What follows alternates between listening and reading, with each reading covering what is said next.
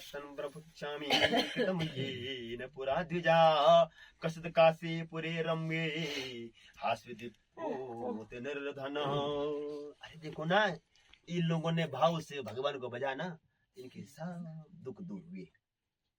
ऐसे अगर हम भी भगवान का जो है ना, अब देखो भगवान परीक्षा लेता मनुष्य की। सबसे बड़ी परीक्षा होती है आदमी की दुख में, सुख में नहीं होती परीक्षा आदमी की, दुख में होती है ना।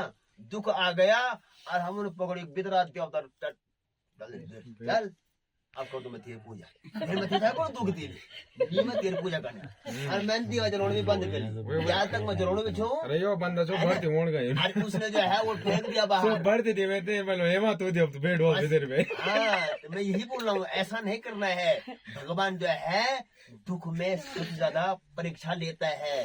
उस समय अगर आप ज्यादा से ज्यादा भगवान का भजन करते हैं, समय लगता है, हर चीज का क्या आता है, समय आता है। दुख में सुमिरन सब करे, सुख में करे न कोई, और जो सुख में सुमिरन करे दुख काहे को।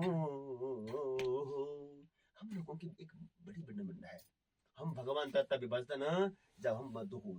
आज जब हम समझ लो अब सुख एगे तब हम हाथ काटे को तैयार नहीं होना। हम बोल रहे अब गए, अब तो हमारे जीवन में आनंद ही आनंद है।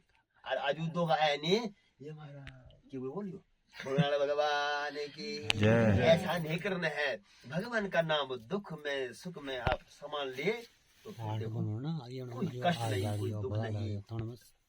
कहने का मतलब सूजी करें कि एक समय की बात है, एक काशीपुर नामक स्थान में एक निर्धन ब्राह्मण जो क्या था, बड़ा जो है गरीब था।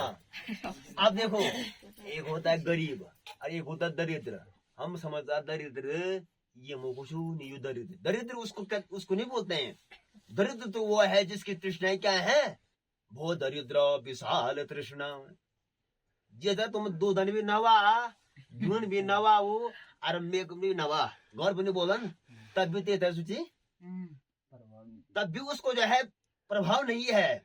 उसको तुम जितना दे दो कोई जो है उसकी तृष्णाएं समाप्त नहीं होती है। तो उसका जो है मतलब क्या है, ये सबसे बड़ा दरिद्र है। और गरीब कौन है, गरीब जो नीचे हम नौकरी नहीं, हम गरीब से नहीं, गरीब वो है कि नहीं सुंदर शरीर है पर यो आते नहीं, एक आंखें नहीं है, एक पाँव नहीं है, ये गरीब है। गरीब यो नीचे में हम नौकरी नहीं तो मैं गरीब हूं नहीं। परमात्मा सबको जो है समान रात दे रहा है और समान दिन दे रहा है, नहीं दे रहा है। अरे तुम ये देखो बल्कि में हम तुम लोग बड़े ठाठ से खा रहे हैं। अब बड़े ठाठ से तुमको क्या लगता है टाटा बिरला लोग उनको रात को नींद है? अरे नहीं है उनको रात को नींद, सिर्फ रात 12 बजे भी शनिवार पड़िया फैक्ट्री में आग लेगी बोली। इससे बड़ा सुखी तो हम है जिनके पास समय नहीं है खाने का, चलते चलते खा रहे हैं। एक तरफ से फोन रखा कान में, एक तरफ से खा रहे हैं और पता चला आधी रोटी खाई आधी वैसे छोड़ दी, तब तक कंपनी वालों का फोन आएगा मालिक इधर पहुंचना है, यहाँ कुछ काम है आपका। उससे बढ़िया सुखी तो हम है। वो दरिद्र विशाल तृष्णाएं, वो दुखी क्यों है, उनकी तृष्णाएं अधिक है क्या? तो 50 फैक्ट्री लगे तो जितना काम बनाओगे उतना क्या मिलेगा, दुख मिलेगा। इसलिए परमात्मा से ये गुजारिश, प्रभु तू जितना दे रहा ना मुझे उसमें क्या रखना, सुखी रखना। ये जरूर बोलना है। प्रत्येक मनुष्य सुख होना। इस संसार में 3 प्रकार से सुख मिलता है। सबसे पहला सुख है कि सब में दया की भावना रखनी है, दया की भावना रखनी है। जिस दिन आपके अंदर ये भाव आ गया आप क्या है, सुखी है। दूसरा सुख क्या है, अपनी इंद्रियों को बस में रखना। ये इंद्रियां भी बड़े वो है, इंद्रियों पर क्या करना है, बस में रखना है। पाप होता है, आंखों से पाप होता है, कानों से पाप होता है, मुंह से पाप होता है। ये आंख जैसा देखेंगे वैसा ही होंगे। ये मोबाइल है ना, इनमें आप जिस प्रकार से इस मोबाइल को इस्तेमाल करेंगे आप वैसे ही बनोगे, है ना। इसलिए अच्छा देखो, अच्छा सुनो, अच्छा बोलो, आपका जीवन क्या होगा, आनंद ही आनंद होगा। जैसा खाओगे अन्न वैसा होगा मन, और जैसे बोलेंगे जो है ना, जैसा पियेंगे पानी वैसी होगी वाणी। इसलिए तो भगवान हमें कहते हैं कि सात्विक खाओ। नहीं घर में लड़ाई झगड़ा होती है, क्यों होती है, हमने पी रही है मदिरा। अब यद पते नहीं कि हम तो वो करियो उदाहरण करियो। और कथा सुनने का कि सबसे बड़ा कलयुग किसमें है? जहाँ मदिरापान होता है, जहाँ जुआ खेला जाता है, वहां कलयुग का वास है। और हमने मदिरा कलयुग को स्वयं धारण कर रखा है। तो घर में लड़ाई झगड़ा तो होगा ही होगा, बीवी से लड़ाई होगी, बच्चों से लड़ाई होगी। इसलिए प्रयास करो इस कलयुग को अपने जीवन में आने ही नहीं देना है। तो इनको कर दो। अब आर तो बोल रहा हूँ वाला के बात मन के पर हाथ नहीं लाना। और जट भी मैंने बात बैग और लुड़ो भी आया नहीं कि अलग गार रे बोला ना भगवान की। मैं झूठ नहीं बोल रहा हूँ, ये पुराना में यही साधन करते हैं। आप स्वयं देखो ऐसा होता है कि नहीं होता है। आप कई बार आपने संकल्प कर लिया है, कई बार आपने तोड़ दिया है।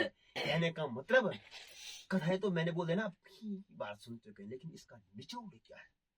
हम कपड़े दोनों थे के निचोड़ क्या ये समझना बहुत जरूरी है। तो तुम समय सोनी क्या कि गाजीपुर बामर छो, गरीब छो, सब तो पता है, लेकिन इसका निचोड़ क्या है, इसका सार क्या है, क्या गरीब है, क्या दरिद्र है, और तीसरा सुख क्या है।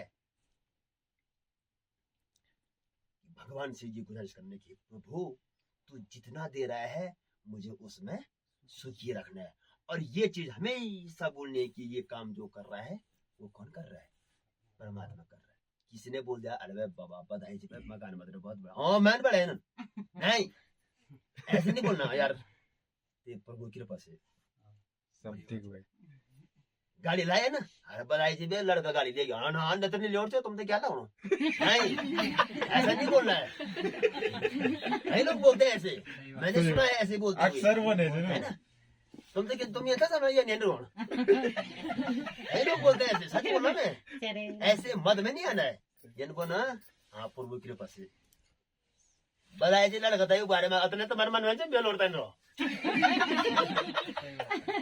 तुम्हारे मन में यार बोल ना यू लोडियान रहो मेरे तो हुए के पर तुम्हारे तन नहीं। देखो ये ऐसी चीज है ना जो हमें नहीं करनी इस्तेमाल। ये कब करता है आदमी इस्तेमाल? जब आदमी मद में रहता है।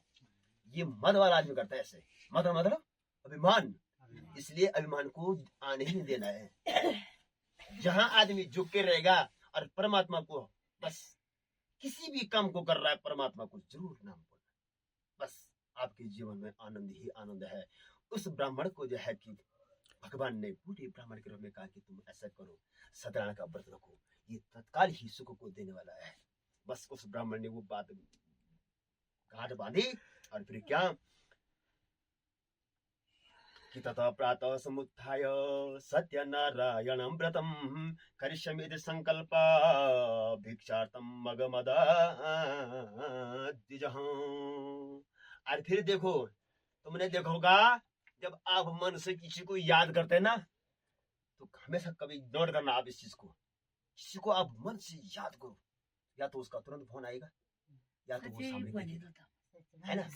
किसी को अगर आप मन से याद करो ना, कभी देखना आप, ये व्यवहार की बातें हैं।